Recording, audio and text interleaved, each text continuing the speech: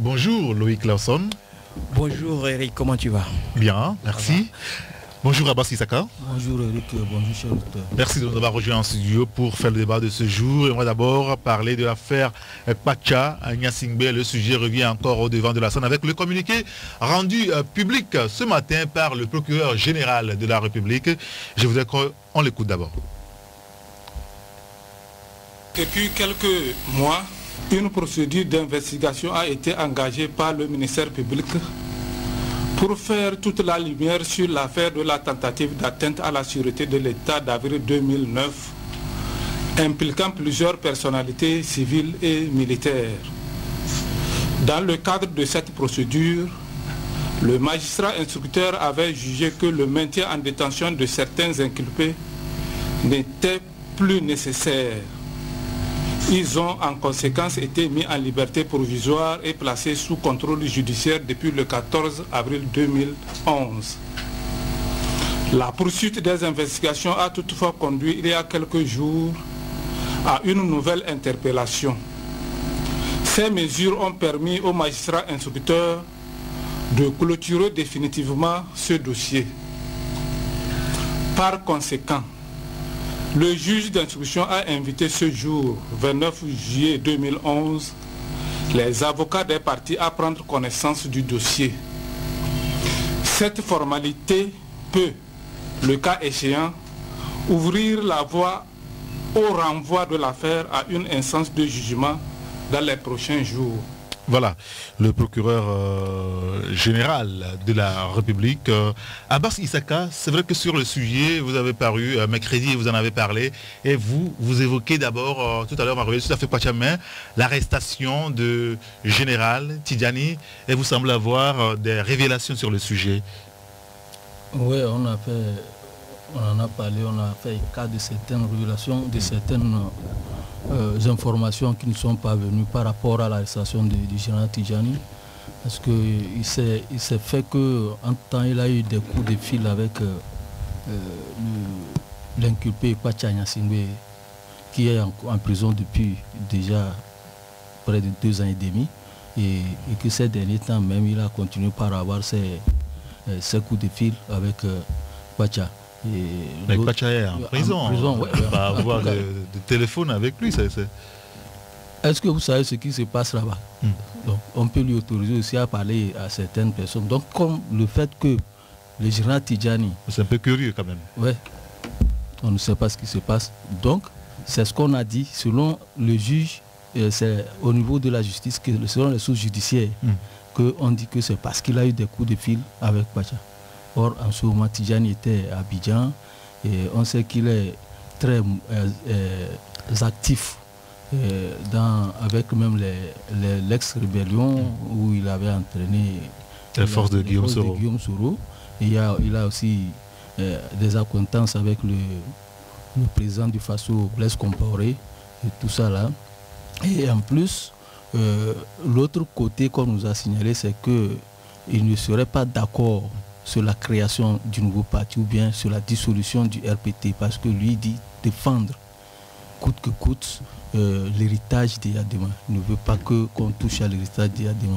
Donc, là, quand nous écoutons le procureur de la République, l'arrestation du général Tidjani ne se fonde pas quand même sur la création ou la dissolution du RPT, mais c'est par rapport principalement au sujet Kwacha Nyasingbe, atteinte à la sûreté de l'État. C'est ce qu'on nous a fait croire depuis son arrestation, même depuis son arrestation. Est-ce qu'il y a eu un communiqué de cette manière? Là, on vient de l'avoir. Comme on l'a eu, lorsqu'on a amené Tidjani, on a appelé Tidjani d'Abidjan. Il est revenu ici, un mercredi, le jeudi, on le convoque. C'était même le procureur qui l'avait, Bakaï, l'ex-procureur Bakaï, qui l'avait appelé depuis Abidjan, que le chef de l'État le cherchait ici. Et il est arrivé le mercredi et le jeudi matin, le même procureur Bakaï, l'ex-procureur Bakaï, lui dit que c'est comme ça, c'est plutôt à l'état-major général des FAT qu'on l'attend. Et il s'est rendu là-bas. Et suite à des interrogations avec on a parlé de certains officiers de général qu'on a allé chercher par avion à 4 h du matin depuis Kara, et après l'audition, on l'a fait retourner là-bas.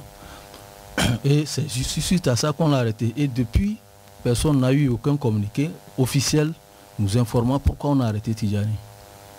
Et tout ceci là, les Togolais sont dans le flou et chacun y allait de son commentaire.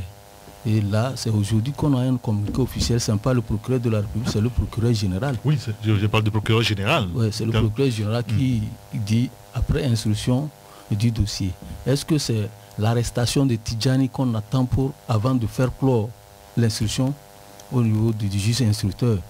C'est ça qu'on se pose. Alors, ce qui est intéressant aujourd'hui, c'est que le sujet ou le dossier Kwacha en instruction est clôturé depuis quelques heures après ce communiqué-là. Alors, Loïc Lawson, est-ce que ça ne devient pas intéressant ce sujet-là, que maintenant, nous allons amorcer une phase décisive maintenant?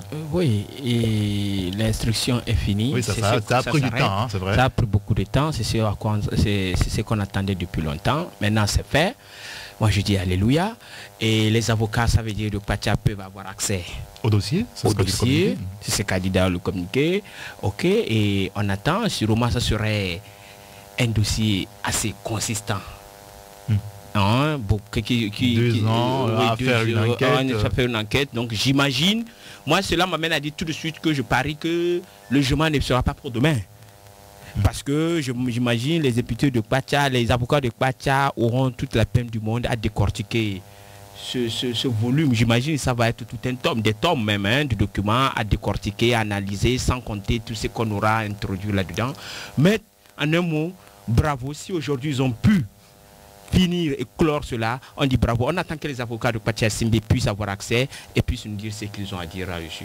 Mais c'est que c'est très intéressant là et on vient d'ouvrir notre page quoi dessus. Oui, c'est vrai que c'est une nouvelle page qui vient de s'ouvrir, mais tout à l'heure, comme disait Abbas, peut-être qu'on attendait l'arrestation du général Tidjani pour pouvoir clôturer le dossier. Bon, l'arrestation du Tidjani s'est faite. Alors, au niveau du flambeau des démocrates, comment est-ce que vous avez perçu ou analysé cette arrestation-là?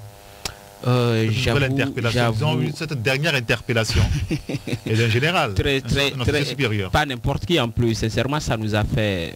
D'abord, ça nous a inquiété, après ça nous a fait rire. On s'est dit, mais qu'est-ce qui peut... Pendant 2 ans, Gérard Tidjani était libre et tout d'un coup, on vient le prendre pour dire, dans l'affaire d'atteinte à la sûreté, quand au même moment, on a libéré certains, pour dire qu'on peut les laisser. D'ailleurs, ceux de certains à 40 complètement, on a dit qu'ils ne sont plus impliqués dans cette affaire, je crois. Ceux de l'association K2A de Forêt de Kwacha Simbe. Aujourd'hui, on vient prendre le général Tidjani. On se demande pourquoi. Moi, honnêtement, je vais vous dire, jusque-là, je ne comprends pas. Je ne comprends pas pourquoi il a été pris. Jusqu'à présent, je me demande si réellement c'est une affaire d'atteinte à la sûreté de l'État ou si c'est cette affaire de création de parti de Forêt Simbe à laquelle il s'oppose.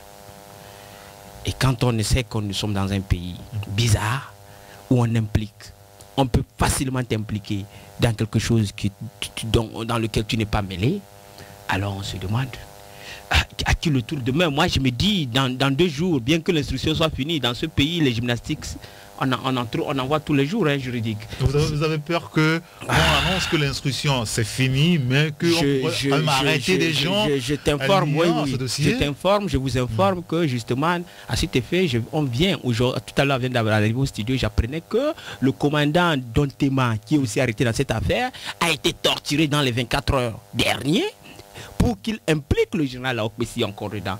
Donc vous voyez, et qu'il n'a pas cédé à la torture. Et ça, j'ai dit, c'est de sources militaires que je l'apprends. Donc vous voyez, on se demande où est-ce qu'on va. Mais vous l'ajoutez par rapport à ça?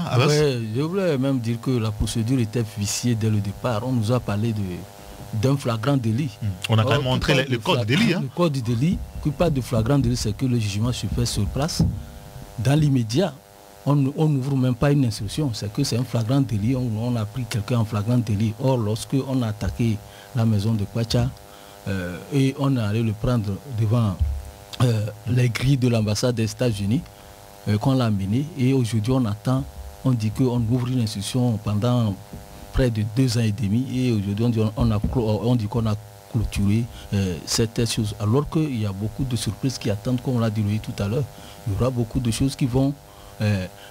peut-être que l'instruction clôturée va encore ouvrir d'autres choses. Donc aujourd'hui, on va dire que les prochains jours s'annoncent vraiment palpitants. Hein? Ce serait palpitant, mais nous, on préfère que tel que clôturé, que le procès s'ouvre dans les médias parce que les gens sont en train de souffrir. Il faudrait que le procès s'ouvre et qu'on sache qui a fait quoi exactement. Est-ce que réellement la tentative d'atteinte à la sécurité de l'État était réelle ou c'est une pure invention pour arrêter quelqu'un qui empêche de tourner en rond? Donc il faudrait que le procès la s'ouvre parce que ça a trop duré, le sentiment aussi a trop duré. Il y a les familles qui n'arrivaient même pas à voir leurs parents en prison à l'ANR là-bas. Donc ce qui veut dire que comme l'instruction est clôturée, il faudrait qu'on déplace Pacha de l'ANR vers la prison civile. Il faudrait qu'on lui fasse un mandat de dépôt. Oui, à cet effet, je ne lui coupe pas la parole. Justement, ce qu'il dit est très intéressant et très important. Mais je tiens à l'informer que tout de suite que, effectivement, dans les 48 heures qui viennent de passer, on vient de transférer la grande bagatelle de tous ceux qui sont les co-accusés de Pacha qui sont avec lui à l'ANR.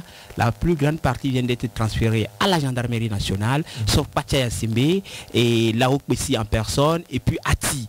Donc les trois, il paraît que Massina a opposé, a dit complètement non, que eux, on ne va pas les amener de ce côté, qu'il va les garder avec lui. Donc ça, c'est le dernier développement de cette affaire, et ça, c'est dans les 24 heures que ce qui se passe actuellement. Donc la majorité qui étaient à l'ANR sont actuellement au niveau de la gendarmerie. Ça, c'est une source qui m'informe comme cela, qui sont actuellement au niveau de la gendarmerie nationale, mais que quant à Laouk Bessi, Ati et puis Pacha Yassimbe, Massina a dit clairement non. Bien. Voilà comment on viole. C'est qu'on est en train de torturer le coup au droit. En principe, les accusés devaient être gardés à la gendarmerie. Voilà. Et là, c'est 48 heures, sont 12 heures au plus. Oui. Et à la fin de ce délai, on les défère en prison avec un mandat de dépôt. On ne peut pas délivrer par le magistrat. Délivrer par le magistrat un mandat de dépôt et on les dépose à la prison civile de Lomé.